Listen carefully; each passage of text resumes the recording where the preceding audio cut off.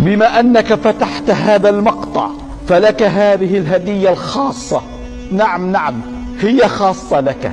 أسأل الله العظيم رب العرش العظيم إن كنت مريضا أن يشفيك، وإن كنت مهموما أن يفرج همك، وإن كنت مديونا أن يقضي عنك دينك، وإن كنت معيونا أن يبطل عنك أثر هذه العين، وإن كنت محسودا أن يرد عنك كيد حاسدك، وإن كنت حزينا أن يسعد قلبك. فابتسم وقل آمين.